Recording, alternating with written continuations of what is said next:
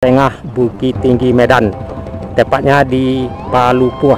Jadi nantinya dari Nagari KOTO TINGGI kita akan mengarah ke Palupuah yang akan dihadapi jalan yang rumit serta medan yang sangat menentang.